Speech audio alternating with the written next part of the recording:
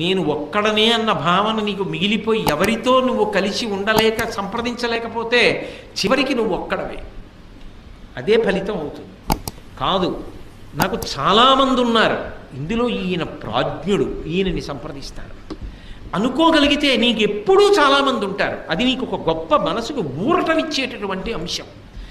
కాబట్టి ఒక్కడవు నిర్ణయము చేయవద్దు. కాబట్టి కార్యాలోచనము తెరవు నడచుటయును, ఒక్కడివే ఎప్పుడూ రహదారి మీద ప్రయాణము చేయవద్దు. ప్రయాణం చేసేటప్పుడు ఒకవేళ ఈ చివరి నుంచి ఆ చివరి వరకు ఎవ్వరూ కనపడలేదనుకోండి, అప్పుడు నువ్వు ఎవరైనా ఒకరు కనపడే వరకు ఆగాలి. ఆగి వారితో కలిసి వెళ్ళాలి తప్ప ఎవరూ పక్కన లేకుండా ప్రయాణము చేయవద్దు. ఎందుచేత? ఒకటి, శరీరమునందు ఏర్పడేటటువంటి వైక్లభ్యములు నీకు తెలిసి ఏర్పడవు. నడిచి వెడుతున్నాడు, చటుక్కుని ఎక్కడో ఏ ముడుకో పట్టుకుంది, ఇక అడుగు తీసి అడుగు వెయ్యలేకపోయాడు, ఆ బాధ ఓర్చలేక కింద పడ్డాడు. ఆ కింద పడ్డప్పుడు నీకు ఉపచారం చేయడానికో గుక్కెడు మంచినీళ్ళు ఇవ్వడానికో ఎవడైనా ఉండాలా? అది ఎవరైనా మనిషి అయినప్పుడు ఆయనతో నీకు బంధుత్వం స్నేహం లేకపోయినా కలిసి నడుస్తుంటే నువ్వు పడితే ఆయన ఆగి వెనక్కి తిరిగి చూస్తాడు. ఏమైందండి అని అడుగుతాడు. అయ్యా ఒక్క నిమిషం ఆగండి అని నువ్వు అడగచ్చు. కాబట్టి ఒక్కరూ లేని ప్రయాణము చెయ్యవద్దు. రెండు ఆపదలు సంభవిస్తాయి. ఆపద అంటే మనకి చెప్పి రాదు, మన బుద్ధి చేత మనం తప్పించుకోగలిగింది కాదు. అలా నడిచి వెడుతూ ఉంటాడు, చూసుకోలేదు, చూసుకోకుండా చటుక్కుని ఏదో విషక్రిమి మీద కాలు పడింది, అది చటుక్కుని కరిచింది. అది పామే కావక్కర్లేదు, ఓ మండ్రకప్ప కరిచింది.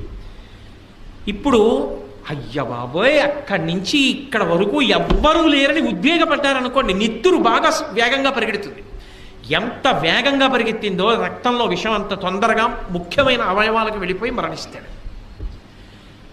ఏం బెగపెట్టుకోకండి, ఏం పర్వాలేదు, నేను ఉన్నాను కదా, నేను చూస్తాను, మీరు కంగారు పడకండి, నేను చూస్తాను కదా అన్నాడు అనుకోండి, మీకు వెంటనే ఏం గుర్తొస్తుందో తెలుసా? మా ఆవిడ పూజలో, నా పూజలో, మా నాన్నగారి పుణ్యమో దేవుడు ఈ రూపంలో నా పక్కన ఉన్నాడు రహదారి మీద అనుకుంటారు. ఆయన వెంటనే కాలుకి అడ్డంగా ఓ కట్టు కట్టి మీరు వెళ్ళలేరు, గబగబా అలా వెడుతున్న వాహనాన్ని ఆపి మిమ్మల్ని ఎక్కించి ఎక్కడికో తీసుకెళ్ళాడు అనుకోండి, ఎవరో ఒకళ్ళు మీకు పక్కన ఉన్నారన్న ఒక ఊరట మీకు లభిస్తుంది. ఆపద గట్టెక్కడానికి ఒకడు ఉండాలి ప్రయాణంలో. ఎవ్వరూ లేని ప్రయాణం ఒక్కడవే చెయ్యవద్దు. ఏదో వాహనం ఎక్కారనుకోండి, నాతో పాటు కంపార్ట్మెంట్లో 72 మంది ఉంటారు, వాళ్ళందరూ కూడా నాతో ఉన్నవాళ్ళేగా, బెంగలేదు.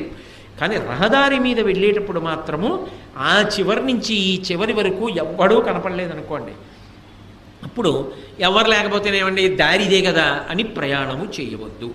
ఒక్కడవు కాలినడకన వెళ్ళవద్దు. ఆవు, ఆగి ఎవరైనా కూడా నీతో కూడిన తరువాత అప్పుడు వెళ్ళు. దారి దొంగలు ఉండవచ్చు, ధూర్తులు ఉండవచ్చు. సర్వేపల్లి రాధాకృష్ణన్ గారు చాలా బాగా చదువుకునేవారు, పరమ పేదవాడు. ఆయనకి ఉపనయనం చేశారు తల్లిదండ్రులు. మళ్ళీ ఆయన తను చదువుకునేటటువంటి ఊరు తిరిగి వచ్చారు. అదే ఆఖరి రోజు పరీక్షకి రుసుము చెల్లించడానికి. ఉపనయనం చేయడంలో చెవికి పోగులు ఇట్టారు. ఆయన పాపం నడిచి వస్తున్నారు. డబ్బులు లేనివారు. ఆయన అసలు వేదాంతం కూడా ఎందుకు చదువుకున్నారు అనుకుంటున్నారు? వేదాంతం అయితే ఆయన బంధువు ఒకడు ముందు చదువుకున్నవాడు ఉన్నాడు, పుస్తకాలు ఇస్తాడని వేదాంతం చదువుకున్నారు. చదువుకుని ప్రపంచ ప్రఖ్యాత వేదాంత విద్వాంసుడయ్యారు. అంత నిరుపేద స్థితి నుంచి వచ్చారు రాధాకృష్ణన్ గారు.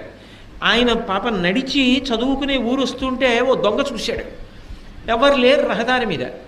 ఈడ్చి ఆ లెంప ఈ లెంప కొట్టి పక్కకి లాక్కుపోయాడు. లాక్కుపోయి ఆ పిల్లవాడి చెవులకు ఉన్నటువంటి ఆ దుద్దులు, కొత్తగా పెట్టిన చెవి ఆభరణములు బలవంతంగా లాగేశాడు. లాగేసి చెప్తావా, ఎవరికన్నా చెప్తావా అని కొట్టి గుద్ది పారిపోయాడు. ఆయన పాపం అలా ఉండిపోయారు, హడిలిపోయారు. పిల్లవాడు కాదు, మనసులో బెగుడు పడిపోయారు, శరీరము హోనమైపోయింది. అయిపోవడంలో ఇంటికి ఇచ్చేటప్పటికి కొంచెం జ్వరం తగిలింది, ఒళ్ళంతా నొప్పులు వచ్చాయి. ఆయన ఇంకా పాఠశాలకు వెళ్ళాలని కూడా మర్చిపోయి పడుకుండిపోయారు. ఆ మర్నాడు వచ్చేసింది, అయిపోయింది. అసలు విద్యా సంవత్సరం పోతుంది కదా. కానీ ప్రధానోపాధ్యాయుడు కట్టని వాళ్ళు ఎవరని చూశారు, అందులో రాధాకృష్ణన్ గారి పేరుంది. అయ్యో, చాలా బాగా చదువుకునే పిల్లాడే ఇవాళ రాకపోవడం ఏమిటి, నేను కట్టేస్తానని చెప్పి ఆయన కట్టారు రుసుము. అందుకే ఒక ఉపాధ్యాయుడు ఒక వ్యక్తిని ఎంత ఎత్తు ఎత్తగలడో తెలుసుకున్న మహాపురుషులు కాబట్టే అంబేద్కర్ తన పేరులోకి అంబేద్కర్ అన్న గురువు గారి పేరు చేర్చుకున్నారు. రాధాకృష్ణన్ గారు భారత రాష్ట్రపతి పదవిని అలంకరించిన తన పుట్టినరోజుని ఉపాధ్యాయ దినోత్సవంగా చేయమని అడిగారు. ప్రధానోపాధ్యాయుడు కట్టాడు ఆయన పరీక్ష రుసుము. ఆ తర్వాత పరీక్షలు రాసి గొప్పగా ఉత్తీర్ణులయ్యారు, అది వేరు విషయం. ఆయన జీవిత చరిత్రలో వ్రాసుకున్నారు. ఆ పక్కన ఒక పాడుపడిపోయిన బావి ఉంది. ఆనాడు ఆ దొంగ నన్ను కానీ పాడుపడిపోయిన బావిలో తోసేసి ఉంటే బహుశా నేను ఇక బ్రతికుండేవాడిని కాను. ఎందుకంటే లోపల గాజు పింకులు డొక్కలు అన్నీ ఉన్నాయి, అరిచినా ఎవరికి వినపడదు. పిల్లవాడు బెంగపడి పడిపోతాడు కదా. కానీ ఆ దొంగ పాడుపడిపోయిన నూతులో తొయ్యకపోవడం నా అదృష్టం అని రాసుకున్నారు. ఇది ఎంత దార్శనికుడై ఎంత గొప్ప మాటలు చెప్పాడు.